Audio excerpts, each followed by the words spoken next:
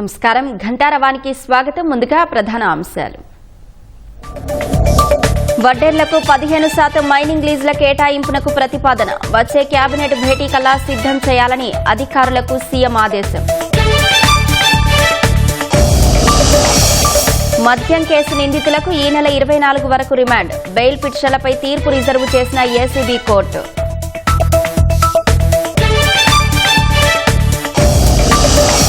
ములక్కల చెరువు నకిలీ మద్యం కేసులో దర్యాప్తు ముమ్మరం. కస్టడీలో నిందితులను ప్రశ్నిస్తున్న ఎక్సైజ్ పోలీసులు.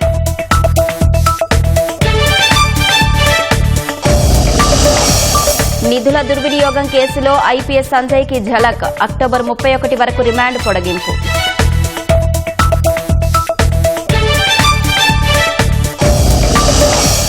గుజరాత్లో కొలువు తీరిన నూతన మంత్రివర్గం. రవీంద్ర జడేజా భార్య సహా 25 మందికి చోటు.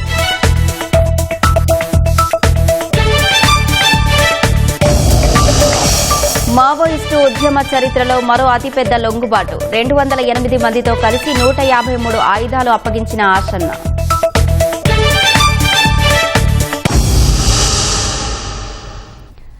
రాష్ట్రంలో లభ్యమవుతున్న ఖనిజాల విలువపై సమగ్ర అధ్యయనం చేయాలని అధికారులను ముఖ్యమంత్రి చంద్రబాబు ఆదేశించారు. అమరావతి సచివాలయంలో గనుల శాఖ ఉచిత ఇసుక విధానంపై చంద్రబాబు సమీక్షించారు. మేజర్ మైనర్ మినరల్స్ ద్వారా 2025-26 ఆర్థిక సంవత్సరానికి 3,320 కోట్ల ఆదాయార్జనను లక్ష్యంగా పెట్టుకున్నట్టు అధికారులు సీఎంకు వివరించారు. గతం కన్నా 34% మేర అదనంగా ఆదాయం వచ్చే అవకాశం ఉందన్నారు. ఒడిషా లాంటి రాష్ట్రాల్లో వాల్యూ ఎడిషన్ ద్వారా ఎక్కువగా ఆదాయాన్ని పొందుతున్నారని, 50,000 కోట్ల ఆదాయం ఖనిజాల నుంచే వస్తోందని సీఎం అన్నారు. ఏపీలోనూ అందుకు తగిన విజన్ ప్లాన్ తయారు చేసి విలువ జోడిస్తే 20 నుంచి 30,000 కోట్ల ఆదాయం ఆర్జించే అవకాశం ఉంటుందన్నారు. పెండింగ్లో ఉన్న 6,500 దరఖాస్తులకు అనుమతులు మంజూరు చేయాలని సీఎం ఆదేశించారు. గనుల శాఖ తవ్వకాలకు సంబంధించి శాటిలైట్ చిత్రాలు, డ్రోన్ ఆధారిత టెక్నాలజీతో విశ్లేషించాలని తేల్చి చెప్పారు. వడ్డేర్లకు 15% మేర మైనింగ్ లీజులు కేటాయించే విధానాన్ని వచ్చే కేబినెట్ సమావేశానికల్లా సిద్ధం చేయాలని సూచించారు. వడ్డేర్లకు సీనరేజీ ప్రీమియం మొత్తాల్లో 50% రాయితీ ఇవ్వాలన్నారు. కడపలో నిర్మించే స్టీల్ ప్లాంట్కు ముడి ఇనుము సరఫరాపైన అధ్యయనం చేయాలని సీఎం సూచించారు. ఉచిత ఇసుక విధానం ద్వారా ప్రజలందరికీ ప్రయోజనం కలగాలని, వ్యవస్థలో లోపాలను అడ్డుపెట్టుకుని దుర్వినియోగం చేసే అవకాశం లేకుండా నిబంధనలు కఠినంగా అమలు చేయాలని తేల్చి చెప్పారు. ఇసుక లోడింగ్తో పాటు రవాణాకు అతి తక్కువ వ్యయం అయ్యేలా చూడాలని సూచించారు. పేదరిక నిర్మూలన అంటే కేవలం ఆర్థిక సాయం చేయడం కాదు, వారి ఆత్మగౌరవాన్ని కాపాడడం, ఎదగడానికి అవకాశాలను కల్పించడం, అందరితో సమానంగా ముందుకు నడిపించడమని ముఖ్యమంత్రి చంద్రబాబు వ్యాఖ్యానించారు. స్వర్ణాంధ్ర విజన్ 2047లోని ప్రధాన లక్ష్యం పేదరిక నిర్మూలన అన్నారు. ఆ లక్ష్యాన్ని చేరుకునేందుకు కూటమి ప్రభుత్వం మొదటి రోజు నుంచి పనిచేస్తోందని వెల్లడించారు. 16 నెలల్లో 1,00,000 కోట్ల రూపాయలకు మించి సంక్షేమ అభివృద్ధి కార్యక్రమాలు చేపట్టామని గుర్తు చేశారు. దేశంలో ఎక్కడా లేనటువంటి విధంగా నెల 2,758 కోట్లతో ఎన్టీఆర్ భరోసా పింఛన్లు అందిస్తున్నామన్నారు. సూపర్ 6 సంక్షేమ పథకాలు అందిస్తూనే పేదల జీవితాల్లో వెలుగును నింపేందుకు ఎంచుకున్న మార్గమే P4 జీరో పావర్టీ కార్యక్రమమని తెలిపారు. అంతర్జాతీయ పేదరిక నిర్మూలన దినం సందర్భంగా ఈ లక్ష్యానికి మనందరం పునరంకితమవుదామని పిలుపునిస్తూ P4 కార్యక్రమంలో భాగస్వాములవ్వాలని ప్రతి ఒక్కరిని కోరారు. తిరుపతి కలెక్టరేట్ను బాంబులతో పేల్చేస్తామంటూ గుర్తు తెలియని వ్యక్తుల నుంచి బెదిరింపు మెయిల్ వచ్చింది. బాంబు స్క్వాడ్, డాగ్ స్క్వాడ్ బృందాలు రంగంలోకి దిగి కలెక్టరేట్ పరిసర ప్రాంతాల్లో సోదాలు చేశాయి. కలెక్టర్ ఛాంబర్ సహా కార్యాలయంలోని వివిధ శాఖల గదులను క్షుణ్ణంగా పరిశీలించారు. తిరుపతి కలెక్టర్ కార్యాలయ అధికారిక మెయిల్కు తమిళనాడు నుంచి బెదిరింపు మెయిల్ వచ్చినట్లు గుర్తించారు. గడిచిన 15 రోజులుగా బాంబు బెదిరింపులు వరుసగా రావడం కలకలం రేపుతోంది.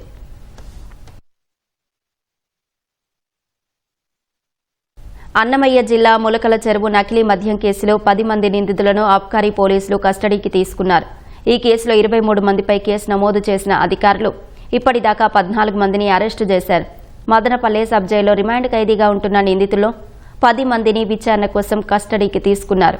కస్టడీకి తీసుకున్న వారిలో ప్రధాన నిందితుడు కట్టా సురేంద్ర నాయుడుతో పాటు సయ్యద్ హాజీ, బాలరాజు, మణిమారన్, ఆనందం, సూర్య, సురేష్, మిథున్, ఆనంద్ దాస్, నాగరాజు ఉన్నారు. మదనపల్లె ప్రభుత్వ ఆసుపత్రిలో వైద్య పరీక్షలు నిర్వహించిన అనంతరం ఎక్సైజ్ కార్యాలయానికి తరలించారు. నిందితులను 2 రోజుల పాటు విచారించనున్నారు. నిధుల దుర్వినియోగం కేసులో ఐపీఎస్ అధికారి సంజయ్ రిమాండ్ను విజయవాడలోని ఏసీబీ కోర్టు ఈ నెల 31 వరకు రిమాండ్ పొడిగించింది. విజయవాడ జిల్లా జైల్లో రిమాండ్ ఖైదీగా ఉంటున్న సంజయ్ను అధికారులు కోర్టులో హాజరుపరిచారు. అగ్నిమాపక శాఖ డీజీగా ఉన్న సమయంలో సంజయ్ నిధుల దుర్వినియోగానికి పాల్పడ్డారనే అభియోగాలున్నాయి. ఇక ఎస్సీ ఎస్టీ అట్రాసిటీ చట్టంపై అవగాహన సదస్సుల పేరిట కూడా అక్రమాలకు పాల్పడినట్లు సంజయ్పై ఏసీబీ అభియోగాలు మోపింది. ఈ వ్యవహారంలో సంజయ్ను గతంలో ఏసీబీ అరెస్టు చేసింది. స్టార్టప్ లాంటి ఆంధ్రప్రదేశ్లో పెట్టుబడుల ఎకోసిస్టమ్ నెలకొల్పాలంటే కొన్ని రాయితీలు ఇవ్వడం తప్పదని కేంద్ర మంత్రి పెమ్మసాని చంద్రశేఖర్ అన్నారు. విశాఖలో గూగుల్కు రాయితీలపై వస్తున్న విమర్శలను ఆయన తోసిపుచ్చారు. దేశంలో పోస్టల్ డిపార్ట్మెంట్ బలోపేతానికి చేపట్టిన చర్యలపై ఢిల్లీలో ఏర్పాటు చేసిన మీడియా సమావేశంలో పెమ్మసాని పాల్గొన్నారు. 5,000 కోట్లతో పోస్టల్ సంస్థ నిలదొక్కునేలా ఆధునీకరించామని తెలిపారు. ఎప్పుడూ కూడా ఒక ఎకోసిస్టంలో ఒక బిజినెస్లో కానీ ఒక ప్రాంతాన్ని కానీ డెవలప్ చేయాలంటే ఫస్ట్ ఎప్పుడు కొంత సాక్రిఫైస్ చేయాలి. ఎవరైనా సరే బిజినెస్లో మీరు కొత్త ప్రోడక్ట్ తయారు చేస్తారు, చేసినప్పుడు మీరు ఇష్టం వచ్చిన రేటు పెట్టారనుకోండి, ఎవరు కొనేవాళ్ళు ఉండరు. కాబట్టి ఫ్రీగా ఇస్తారు, డిస్కౌంట్గా ఇస్తారు. ఇచ్చినప్పుడు పబ్లిక్ చూసి కొంటారు. అదేవిధంగా డేటా సెంటర్లు అయినా కూడా ఫస్ట్ ఆంధ్రప్రదేశ్ అనేది చిన్న రాష్ట్రం ఈ రోజున. అక్కడ ఏమీ లేనటువంటి పరిస్థితి. ఏమీ మనం ఇన్సెంటివ్స్ ఇవ్వకపోతే ఎవరు రారు. ఇప్పుడు చూడండి, ఇప్పుడు మీరు వచ్చే 3-4 నెలల్లో ఇంకెన్ని ఎంక్వైరీలు వస్తున్నాయి ఈ రోజున, ఎన్ని డేటా సెంటర్లు అడిషనల్గా వస్తాయో. నెక్స్ట్ వచ్చే వాళ్ళందరికీ అంత ఎక్కువ ఇన్సెంటివ్స్ ఇవ్వలేము. కర్ణాటక కానీ ఇంకోటి కానీ ఆల్రెడీ ఎకో సిస్టమ్ బిల్డ్ అయిపోయింది. వాళ్ళు ఏది చెప్పినా నడుస్తుంది. కానీ ఇది ఒక స్టార్టప్ లాంటిది ఆంధ్రప్రదేశ్. దీన్ని తీసుకురావాలంటే కొన్ని చేయాల్సి వస్తుంది. అయినా కూడా వచ్చే 5-10 సంవత్సరాల్లో మీరే చూస్తారు ఏ విధంగా అభివృద్ధి చెందుతుంది. పోలవరం నిర్వాసితులకు దీపావళి కానుకగా కూటమి ప్రభుత్వం 1,100 కోట్లు విడుదల చేసిందని ఎమ్మెల్యే కొలికపూడి శ్రీనివాసరావు అన్నారు. 2027 గోదావరి పుష్కరాల నాటికి పోలవరం పనులు పూర్తి చేస్తామన్నారు. ఇప్పటి వరకు 86% మేర పోలవరం పనులు పూర్తయినట్లు తెలిపారు. జగన్ పాలనలో విధ్వంసమైన పోలవరం ప్రాజెక్టుకు ముఖ్యమంత్రి చంద్రబాబు ప్రాణం పోశారన్నారు. సమయంలో అంటే గత జనవరిలో పోలవరం నిర్వాసితులకి కూటమి ప్రభుత్వం విడుదల చేసింది 1000 కోట్లు. మళ్ళీ ఇప్పుడు దీపావళి సందర్భంగా పోలవరం నిర్వాసితులకి విడుదల చేసింది 1,100 కోట్లు.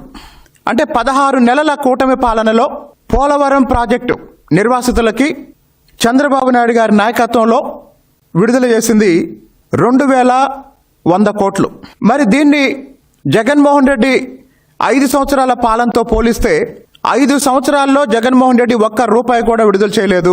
ఇది ప్రాజెక్టు పూర్తి చేయడానికి, నిర్వాసితుల్ని ఆదుకోవటానికి కూటమి ప్రభుత్వానికి జగన్మోహన్ రెడ్డికి ఉన్న తేడా అని ఈ సందర్భంగా తెలియజేస్తున్నాం. రాష్ట్రంలో సంపద సృష్టికి ఆహార శుద్ధి రంగం కీలకమైందని ఫుడ్ ప్రాసెసింగ్ విభాగం ప్రభుత్వ ముఖ్య కార్యదర్శి చిరంజీవి చౌదరి అన్నారు. విజయవాడలో AP food processing industry federation నూతన కార్యవర్గ ఎన్నిక, ఆహార శుద్ధి రంగం పారిశ్రామికవేత్తలతో ముఖాముఖిలో ఆయన పాల్గొన్నారు. ఏపీ ఎఫ్పీఐఎఫ్ నూతన అధ్యక్షునిగా వెలగపూడి సాంబశివరావు, ప్రధాన కార్యదర్శిగా వంశీకృష్ణ సహా ఇతర కార్యవర్గాన్ని సమావేశంలో ఎన్నుకున్నారు. 2029 కల్లా ఆహార శుద్ధి రంగానికి 30,000 కోట్ల పెట్టుబడులు ఆకర్షించి 3 లక్షల ఉద్యోగాల కల్పనే లక్ష్యంగా ప్రభుత్వం పనిచేస్తోందన్నారు.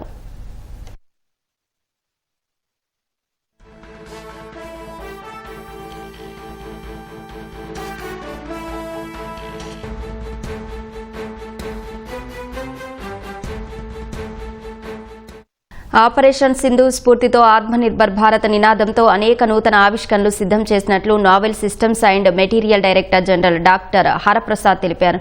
విశాఖ ఆంధ్ర యూనివర్సిటీ కన్వెన్షన్ సెంటర్లో భారత నావికాదళ శాస్త్ర సాంకేతిక సంస్థ వార్షిక అకాడమిక్ సదస్సు నిర్వహించారు. సదస్సుకు ముఖ్య అతిథులుగా డాక్టర్ హరప్రసాద్, ఏయువిసి ఆచార్య జిపి రాజశేఖర్ హాజరయ్యారు. శత్రు దేశాల ఆయుధాలను మించిన ఆయుధ సంపత్తి సిద్ధం చేసినట్లు డైరెక్టర్ జనరల్ డాక్టర్ హరప్రసాద్ తెలిపారు. ఎన్ఎస్టీఎల్తో సంయుక్తంగా అనేక కార్యక్రమాలు నిర్వహించేందుకు ప్రణాళిక సిద్ధం చేసినట్లు విసి ఆచార్య జిపి రాజశేఖర్ తెలిపారు.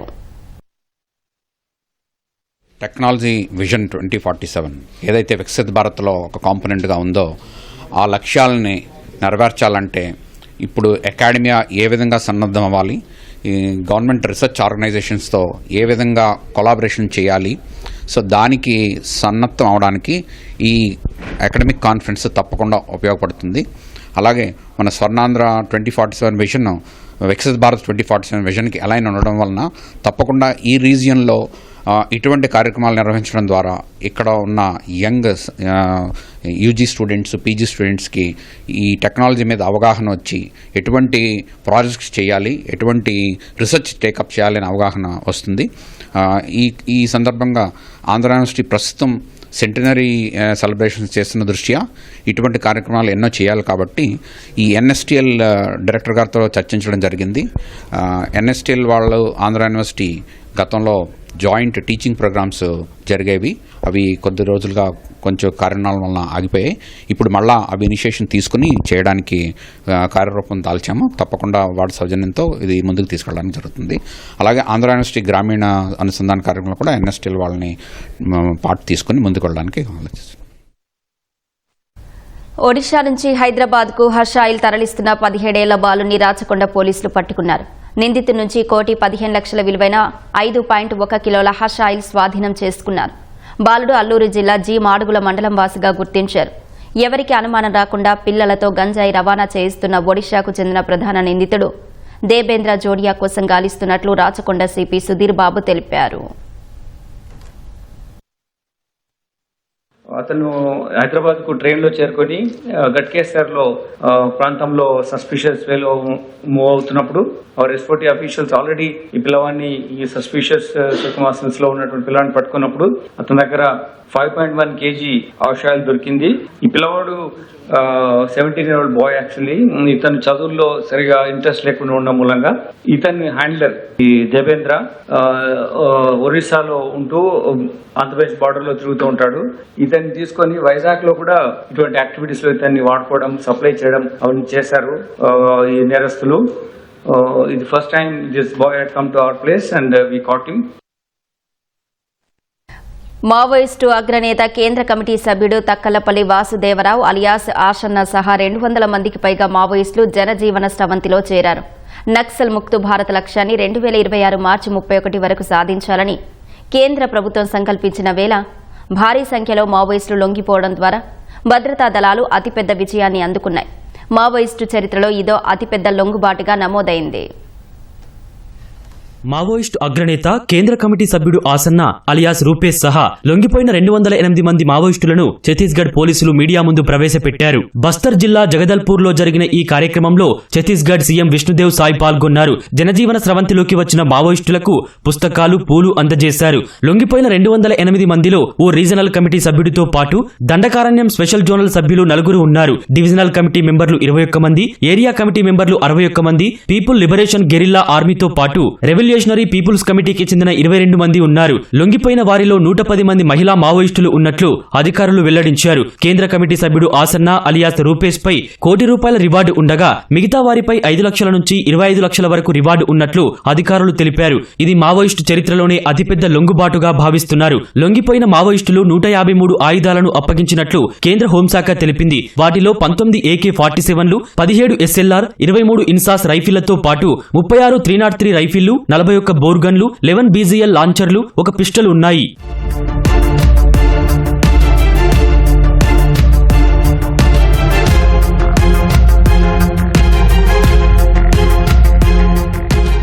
మావోయిస్టులు తుపాకులు వదిలిపెట్టి జనజీవన స్రవంతిలో కలవటాన్ని ఛత్తీస్గఢ్ సీఎం విష్ణుదేవ్ సాయ్ స్వాగతించారు. లొంగిపోయిన మావోయిస్టులకు ప్రభుత్వం అన్ని విధాల అండగా ఉంటుందని హామీ ఇచ్చారు. नक्सली हमारे देश के संविधान पर विश्वास करते हुए विकास की मुख्यधारा से जुड़ने जा रहे हैं और उनका स्वागत है. सरकार के लिए पुनर्वास के लिए और मतलब जो विकास की मुख्यधारा से जुड़ते हैं उनके लिए बहुत कुछ अच्छा सोची है. उनको अच्छा पुनर्वास भी देंगे, उनका स्किलिंग भी कराएंगे, रोजगार से जोड़ने का काम भी होगा, ये सब करेंगे. वो तो हम लोग प्रारंभ से ही आह्वान किए थे कि हिंसा की भाषा को छोड़ें और विकास की मुख्यधारा से जुड़ें. उनके साथ सरकार न्याय करेगी और उसी का पालन करते हुए वो सब विकास से जुड़ रहे हैं.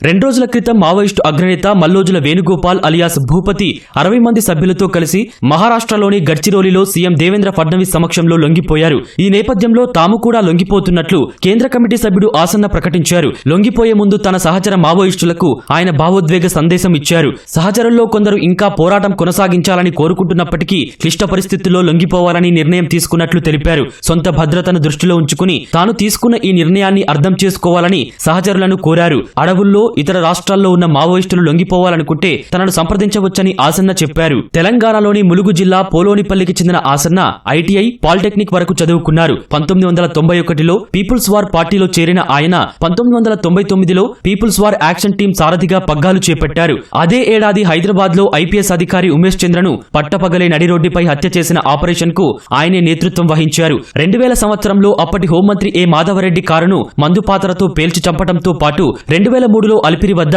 సీఎం చంద్రబాబు కాన్వాయ్లో క్లేమోర్ మైన్స్ పేల్చిన ఘటనల వెనుక ఆసన్న ఉన్నట్లు ప్రచారంలో ఉంది. ఈ కామర్స్ తరహాలో నెక్స్ట్ డే డెలివరీ సేవలను అందించడానికి తపాలా శాఖ సిద్ధమవుతోంది. జనవరి నుంచి ఈ సేవలను ప్రారంభించనున్నట్లు కేంద్ర మంత్రి జ్యోతిరాదిత్య సింధియా వెల్లడించారు. ఇకపై 24 నుంచి 48 గంటల్లో ఉత్తరాలను, పార్సిళ్లను గ్యారెంటీగా డెలివరీ చేసే సేవలకు శ్రీకారం చుట్టనున్నట్లు తెలిపారు. ఈ సేవలను దేశవ్యాప్తంగా అందుబాటులోకి తేనున్నట్లు వివరించారు. 2029 నాటికి తపాలా శాఖను లాభదాయకంగా మార్చడమే లక్ష్యమని కేంద్ర మంత్రి పేర్కొన్నారు. మొత్తంగా 2026లో 8 రకాల కొత్త సేవలకు శ్రీకారం చుట్టనున్నట్లు వెల్లడించారు. ఇప్పటికే డోర్ స్టెప్, కేవైసీ, ప్రభుత్వ పథకాలు, ఆధార్ తదితర సేవలను తపాలా శాఖ అందిస్తోందని కేంద్ర మంత్రి జ్యోతిరాదిత్య సింధియా గుర్తు చేశారు. मेल में हम लोग कुल मिलाकर 8 नए प्रोडक्ट्स ला रहे हैं, मेल, इंटरनेशनल और पार्सल में। अभी तक आपने केवल स्पीड पोस्ट की बात सुनी है, पर अब हम लोग विश्वसनीयता के साथ आपको ये कमिटमेंट दे रहे हैं। प्रोडक्ट निकल रहा है 24 स्पीड पोस्ट, मतलब 24 घंटे के अंदर आपको मिलेगा ही। प्रोडक्ट निकल रहा है 48 स्पीड पोस्ट। स्पीड पोस्ट का भी और अतिरिक्त डेफिनेशन हमने करवा दिया है और ये हम लोग लॉन्च करेंगे जनवरी में। तो अभी तैयारियां चल रही हैं, पायलट का काम चल रहा है। आज स्पीड पोस्ट 3 दिन लग सकता है, 2 दिन लग सकता है, 4 दिन लग सकता है, लेकिन 24 मतलब 24 घंटे। हम एक दिन की बात नहीं कर रहे हैं, हम घंटों की बात कर रहे हैं। और यहाँ भी पार्सल नेक्स्ट डे डिलीवरी जो वर्तमान में 3 से 5 दिन चलता है। तो 3 प्रोडक्ट्स मार्च में लॉन्च होंगी और 5 प्रोडक्ट्स जनवरी में लॉन्च होंगी। గుజరాత్లో మంత్రివర్గ పునర్వ్యవస్థీకరణలో భాగంగా 25 మంది మంత్రులు కొత్తగా ప్రమాణ స్వీకారం చేశారు. 19 మంది ఎమ్మెల్యేలకు మంత్రివర్గంలో చోటు దక్కింది. ఫలితంగా ముఖ్యమంత్రితో కలిపి గుజరాత్ క్యాబినెట్లో మంత్రుల సంఖ్య 26కు చేరింది. క్రికెటర్ రవీంద్ర జడేజా భార్య రివాబా జడేజాకు కూడా మంత్రివర్గంలో స్థానం దక్కింది. హోంశాఖ సహాయ మంత్రిగా ఉన్న హర్ష్ సంఘవికి డిప్యూటీ సీఎం బాధ్యతలను అప్పగించారు. కొత్త మంత్రులు క్యాబినెట్ హోదాకు పదోన్నతి పొందిన వారు సహా సహాయ మంత్రుల నుంచి మంత్రులుగా బాధ్యతలు స్వీకరించిన వారందరితో గుజరాత్ గవర్నర్ ఆచార్య దేవవ్రత్ ప్రమాణ స్వీకారం చేయించారు. ఉప ముఖ్యమంత్రిగా ప్రమాణం చేసిన హర్ష సంఘవి సూరత్లోని ముంజరా నియోజకవర్గానికి ప్రాతినిధ్యం వహిస్తున్నారు. సంఘవితో పాటు మరో 5 ఎమ్మెల్యేలు పాత మంత్రివర్గంలో భాగంగా ఉండేవారు. మంత్రివర్గ పునర్వ్యవస్థీకరణలో భాగంగా నిన్న 16 మంది మంత్రులు రాజీనామా చేయగా అందులో ఈ 6 రాజీనామాలకు ముఖ్యమంత్రి ఆమోదం తెలపలేదు. సీఎం నితీష్ కుమార్ అటవిక పాలన నుంచి బీహార్కు విముక్తి కల్పించారని కేంద్ర హోంశాఖ మంత్రి అమిత్ షా అన్నారు. ఎన్నికల ప్రచారంలో భాగంగా సరణ్ బహిరంగ సభలో ఆయన ప్రసంగించారు. 11 ఏళ్ల మోదీ పాలన పేదలకు వరంగా మారిందన్నారు. బీహార్ నుంచి వలసలను అరికట్టడంలో డబుల్ ఇంజిన్ సర్కార్ విజయవంతమైందని అమిత్ షా చెప్పారు. గ్యాంగ్స్టర్ మహ్మద్ షాబుద్దీన్ కుమారుడు ఒసామా షాబుద్దీన్కు ఆర్జేడీ టికెట్ ఇవ్వడంపై విమర్శలు గుప్పించారు. అలాంటి వారు ఎన్నికల్లో పోటీ చేస్తే బీహార్ ప్రజల భద్రత ఏం కావాలని ప్రశ్నించారు. ఈ ఎన్నికల్లో మహాగఠబంధన్ తుడిచిపెట్టుకుపోతుందని అమిత్ షా జోస్యం చెప్పారు.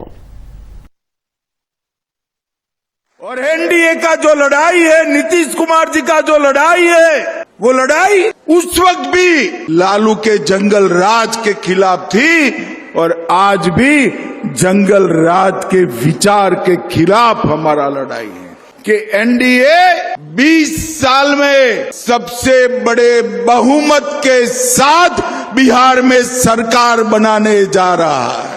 हम बिहार में नीतीश कुमार जी के नेतृत्व में लड़ रहे हैं और देश भर में हमारे यशस्वी प्रधानमंत्री नरेंद्र मोदी जी एनडीए का नेतृत्व कर रहे हैं। भाइयों बहनों, इस बार बिहार वालों को 4 दीपावली मनाने का मौका मिल रहा है। బీహార్ అసెంబ్లీ ఎన్నికల్లో ఆర్జేడీ తరపున తాను ప్రచారం చేస్తున్నట్లు సామాజిక మాధ్యమాల్లో జరుగుతున్న ప్రచారంపై బాలీవుడ్ నటుడు మనోజ్ బాజ్పేయి స్పందించారు. అది నకిలీ వీడియో అని, అందులో ఉన్నది తాను కాదన్నారు. ఈ మేరకు వివరణ ఇస్తూ మనోజ్ బాజ్పేయి ఎక్స్లో ఓ పోస్టు పెట్టారు. మనోజ్ ఆర్జేడీ తరపున ప్రచారం చేస్తున్నట్టుగా ఉన్న వీడియోను ఆ పార్టీ అగ్రనేత తేజస్వి యాదవ్ షేర్ చేశారు. అది సోషల్ మీడియాలో వైరల్గా మారింది. దీనిపై స్పందించిన ఆయన తనకు ఏ రాజకీయ పార్టీతో సంబంధం లేదని చెప్పారు. నెట్టింట్లో చక్కర్లు కొడుతున్న వీడియో నకిలీదని, ఇలా వక్రీకరించిన కంటెంట్ను వ్యాప్తి చేయడం ఆపాలని విజ్ఞప్తి చేశారు. ఆ తర్వాత ఆర్జేడీ అగ్రనేత తేజస్వి యాదవ్ ఆ వీడియోను తొలగించారు. దేశంలో డిజిటల్ అరెస్టు మోసాలపై సుప్రీంకోర్టు ఆందోళన వ్యక్తం చేసింది. హర్యానాలోని అంబాలాకు చెందిన 73 ఏళ్ల వృద్ధురాలు సీజేఐ జస్టిస్ బిఆర్ గవాయికి ఓ లేఖ చేశారు. తనను డిజిటల్ అరెస్టు చేయమని సుప్రీంకోర్టు ఆదేశాలు జారీ చేసినట్లు మోసగాళ్లు ఒక పత్రాన్ని తనకు చూపించారన్నారు. ₹1 కోటి ఇస్తే అరెస్టు నుంచి బయటపడొచ్చని బెదిరించినట్లు ఆమె తెలిపారు. ఈ కేసును సుమోటోగా తీసుకుని సుప్రీంకోర్టు విచారణ జరిపింది. న్యాయమూర్తుల నకిలీ సంతకాలు, సుప్రీం, హైకోర్టుల ఉత్తర్వులు జారీ చేసినట్లు నకిలీ పత్రాలు చూపించి నేరాలకు పాల్పడడం వల్ల న్యాయ వ్యవస్థపై ప్రజల్లో విశ్వాసం సన్నగిల్లుతుందని ధర్మాసనం ఆందోళన వ్యక్తం చేసింది. ఈ కేసులో ఇప్పటి వరకు జరిగిన దర్యాప్తుపై నివేదిక సమర్పించాలని ఆదేశించిన సుప్రీంకోర్టు కేంద్రంతో పాటు సీబీఐకి నోటీసులు పంపింది. ప్రపంచవ్యాప్తంగా ఉన్న కంపెనీల్లో విలువ పరంగా యాపిల్ మరోసారి అగ్రస్థానం నిలబెట్టుకుంది. తర్వాత స్థానాల్లో వరుసగా మైక్రోసాఫ్ట్, అమెజాన్, గూగుల్, శాంసంగ్ నిలిచాయి. సెమీకండక్టర్ తయారీ సంస్థ ఎన్విడియా గతేడాది 36వ స్థానంలో ఉండగా ఈసారి 15వ స్థానానికి ఎగబాకి వేగంగా పురోగతి సాధించిన గ్లోబల్ బ్రాండ్గా నిలిచింది. ఈ మేరకు inter brands best global brands జాబితాను విడుదల చేసింది. ఏటా కంపెనీలు ప్రకటించే ఆర్థిక ఫలితాలు, వినియోగదారుల కొనుగోలు నిర్ణయాలపై బ్రాండ్ ప్రభావం, పోటీ సామర్థ్యాలను పరిగణలోకి తీసుకుని ర్యాంకులు ప్రకటిస్తుంది. దక్షిణ కొరియాకు చెందిన శాంసంగ్ వరుసగా 6వ ఏడాది 5వ స్థానంలో నిలిచింది. 2020 నుంచి ప్రపంచ టాప్ 5 బ్రాండ్లలో ఉన్న ఏకైక ఆసియా కంపెనీగా గుర్తింపు పొందింది. జపాన్ కంపెనీలో టయోటా 6వ స్థానంలో, సోనీ 34, యూనిక్లో 47, నింటెండో 53వ స్థానంలో నిలిచాయి. చైనా కంపెనీలో షావోమి 81వ స్థానం, BYD 90, హువావే 96వ స్థానం దక్కించుకుంది. అమెరికాలో స్థిరపడాలని కలలు కంటున్న వేలాది మంది భారతీయులకు మరో ఎదురు దెబ్బ తగిలింది. ఇప్పటికే వీసా నిబంధనలు కఠినతరం చేసిన ట్రంప్ సర్కార్ మరో కీలక నిర్ణయం తీసుకుంది. యుఎస్ డైవర్సిటీ వీసా లాటరీ కార్యక్రమం నుంచి 2028 వరకు భారతీయ పౌరులను మినహాయిస్తున్నట్లు బాంబు పేల్చింది. దీంతో భారతీయులకు వలస మార్గాలు మరింత తగ్గాయి. అమెరికాలో స్థిరపడాలనుకుంటున్న భారతీయులకు మరోసారి నిరాశ ఎదురైంది. ప్రతిష్టాత్మక డైవర్సిటీ వీసా డీవీ లాటరీ కార్యక్రమం నుంచి భారత్ను అమెరికా మరోసారి మినహాయించింది. 2028 వరకు భారతీయ పౌరులను మినహాయిస్తున్నట్లు వెల్లడించింది. యుఎస్కు వలస వస్తున్న భారతీయుల సంఖ్య భారీగా ఉండటంతో ఈ నిర్ణయం తీసుకున్నట్లు తెలిపింది. అమెరికాకు వలస వెళ్లే వారిలో వైవిధ్యాన్ని ప్రోత్సహించేందుకు డీవీ లాటరీని నిర్వహిస్తారు. గత 5 ఏళ్లలో ఏ దేశం నుంచైతే 50,000 కంటే తక్కువ మంది అమెరికాకు వలస వెళ్లి ఉంటే ఆ దేశ పౌరులను మాత్రమే లాటరీకి అర్హులుగా పరిగణిస్తారు. అయితే భారత్ నుంచి అమెరికాకు వెళుతున్న వారి సంఖ్య ఆ పరిమితిని ఎప్పుడో దాటిపోయింది. దీంతో భారతీయులు ఈ లాటరీకి అనర్హులుగా మారారు. ఎప్పటికే ఇమిగ్రేషన్ విధానంలో అమెరికా తీసుకుంటున్న కఠిన చర్యలతో సమస్యలు ఎదుర్కొంటున్న భారతీయులకు ఇది మరో ఎదురుదెబ్బనే చెప్పాలి. 2021లో 93,450 మంది భారతీయులు అమెరికాకు వలస వెళ్లారు. 2022లో ఆ సంఖ్య 127,000గా ఉంది. 2023లో 78,000 మంది అగ్రరాజ్యానికి వలస వెళ్లినట్లు యుఎస్ ప్రభుత్వ గణాంకాలు చెబుతున్నాయి. ప్రధానంగా 2022లో దక్షిణ అమెరికా, ఆఫ్రికా, ఐరోపా ఖండాల నుంచి వెళ్లిన వలసదారుల కంటే భారతీయుల సంఖ్య ఎక్కువగా ఉంది. దక్షిణ అమెరికా నుంచి 99,000, ఆఫ్రికా నుంచి 89,000, ఐరోపా నుంచి 75,000 మంది యుఎస్కు వలస వెళ్లారు. ఈ రికార్డుల ఆధారంగా 2028 వరకు యుఎస్ డైవర్సిటీ వీసా లాటరీలో పాల్గొనేందుకు భారతీయులను అనర్హులుగా ప్రకటించారు. చైనా, దక్షిణ కొరియా, కెనడా, పాకిస్తాన్లను 2026 వరకు డీవీ లాటరీ నుంచి అమెరికా మినహాయించింది. ప్రభుత్వం చేపట్టిన కులగన్న సర్వేలో పాల్గొనబోమన్న ఇన్ఫోసిస్ నారాయణమూర్తి దంపతులపై కర్ణాటక ముఖ్యమంత్రి సిద్దరామయ్య అసహనం వ్యక్తం చేశారు. నారాయణమూర్తి దంపతులు చెప్పినట్లు అది వెనుకబడిన తరగతుల సర్వే కాదని, మొత్తం జనాభా ఈ సర్వే కిందకు వస్తుందన్నారు. ఇప్పటికే ఈ విషయాన్ని అనేకసార్లు ప్రభుత్వం తెలిపిందని, ఇన్ఫోసిస్ నారాయణమూర్తి దంపతులకు అర్థం కాకపోతే తానేం చేయగలనని కర్ణాటక సీఎం అన్నారు. ఇన్ఫోసిస్ అయినంత మాత్రాన వారికి అన్ని విషయాలు తెలిసినట్లేనా అని ప్రశ్నించారు. త్వరలో కేంద్ర ప్రభుత్వం జనగణన నిర్వహిస్తుందని, అప్పుడేం చేస్తారని నిలదీశారు. కాగా కర్ణాటక ప్రభుత్వం సోషల్ అండ్ ఎడ్యుకేషనల్ సర్వే చేపట్టింది. ఇందులో భాగంగా తమ ఇంటికి వచ్చిన సర్వే సిబ్బందితో తాము సర్వేలో పాల్గొనబోమని నారాయణమూర్తి, సుధామూర్తి దంపతులు తెలిపారు. తాము వెనుకబడిన వర్గాలకు చెందిన వాళ్లం కాదని, తమ ఇంట్లో సర్వే చేయడం వల్ల ప్రభుత్వానికి ఏం ఉపయోగం ఉండదని పేర్కొంటూ స్వీయ ధృవీకరణ పత్రాలు సమర్పించారు. గుజరాత్లో మంత్రివర్గ పునర్వ్యవస్థీకరణలో భాగంగా 25 మంది మంత్రులు కొత్తగా ప్రమాణ స్వీకారం చేశారు. 19 మంది ఎమ్మెల్యేలకు మంత్రివర్గంలో చోటు దక్కింది. ఫలితంగా ముఖ్యమంత్రితో కలిపి గుజరాత్ క్యాబినెట్లో మంత్రుల సంఖ్య 26కు చేరింది. క్రికెటర్ రవీంద్ర జడేజా భార్య రిబాబా జడేజాకు కూడా మంత్రివర్గంలో స్థానం దక్కింది. హోంశాఖ సహాయ మంత్రిగా ఉన్న హర్ష సంఘవికి డిప్యూటీ సీఎం బాధ్యతలను అప్పగించారు. కొత్త మంత్రులు క్యాబినెట్ హోదాకు పదోన్నతి పొందిన వారు సహా సహాయ మంత్రుల నుంచి మంత్రులుగా బాధ్యతలు స్వీకరించిన వారందరితో గుజరాత్ గవర్నర్ ఆచార్య దేవవ్రత్ ప్రమాణ స్వీకారం చేయించారు. ఉప ముఖ్యమంత్రిగా ప్రమాణం చేసిన హర్ష సంఘవి సూరత్లోని మంజ్రా నియోజకవర్గానికి ప్రాతినిధ్యం వహిస్తున్నారు. అయోధ్య నగరం మరో గిన్నిస్ రికార్డుకు సిద్దమైంది. ఆదివారం సరయూ నది తీరాన 50 ఘాట్లలో సుమారు 29 లక్షల దీపాలు వెలిగించనున్నారు. ఆ కార్యక్రమంలో సుమారు 32,000 మంది వాలంటీర్లు పాల్గొంటారు. అత్యంత ప్రతిష్టాత్మకంగా చేపట్టనున్న ఈ దీపోత్సవాన్ని అవధ్ విశ్వవిద్యాలయం పర్యవేక్షించనుంది. దీపోత్సవంలో ఎలాంటి ఇబ్బందులు తలెత్తకుండా నిర్వాహకులు చర్యలు చేపట్టారు.